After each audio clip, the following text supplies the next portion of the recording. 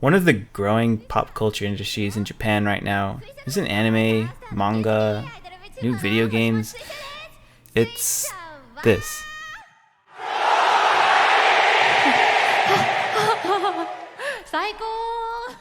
VTubers.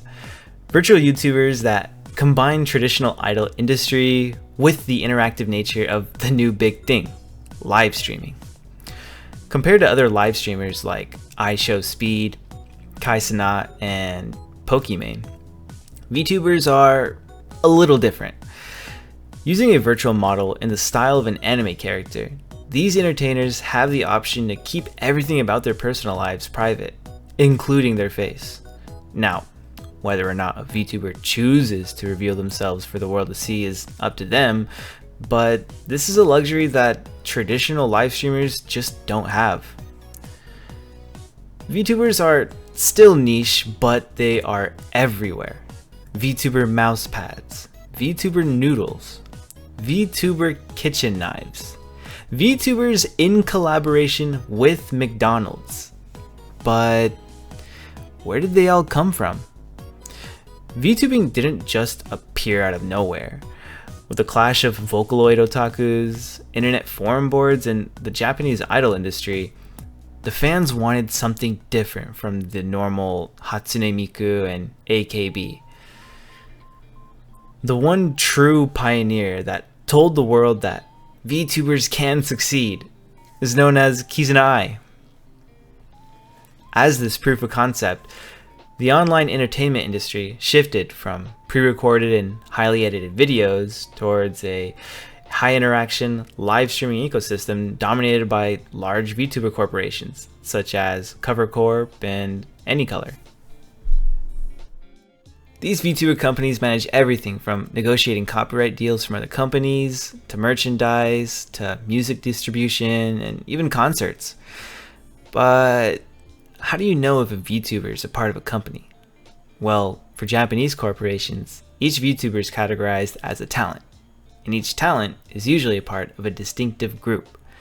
These groups are known as generations, and they all debut at around the same time, giving a sense of unity spread out through each company. Compared to a normal company employee or even a traditional idol where you solely interact with other company representatives, VTubing is fundamentally different in the way that each talent has to interact with the people who support them directly. When you tune into a VTuber stream, you aren't just watching, you're participating. Fans donate through a system known as Super Chats. Sometimes it's just to support them, but often it's just to have their name read out for a fleeting moment of recognition. But why? Why are people throwing thousands of dollars at an anime girl playing Minecraft? Well, it comes down to parasocial relationships. The emotional attachment feels real, even if the person on the screen is virtual. Some fans even develop a serious romantic love for their virtual idol. This is where things get complicated, and even a little dark. Japan's in the middle of a massive demographic crisis. In 2025, births dropped to a staggering new low of around 670,000. I mean, it's easy to point the finger and say, anime and VTubers are distracting young people from real relationships, but that's completely backwards. VTubers aren't the cause of the birth rate decline. They're instead the symptom of a much bigger issue. The real culprits, as boring as it is, it's wage stagnation, the corporate endless overtime culture, and the high cost of raising a family. Young adults are quite literally too exhausted to date. A VTuber provides a virtual safe haven. They offer predictable, on-demand emotional comfort. You don't have to dress up or plan an expensive dinner, and there's no risk of real-world heartbreak. It's risk-free emotional intimacy tailored for a lonely generation. So, what are VTubers, really? Are they just tech-savvy streamers using fancy motion tracking? Yeah. Are they the modern evolution of the traditional Japanese idol? Also, yeah. But more than anything, they are a business, a multi-billion-dollar, hyper-efficient emotional economy designed by massive corporations like CoverCorp and AnyColor to monetize your attention, your time, and your affection. They aren't a real cure for loneliness. They are but a temporary bandage.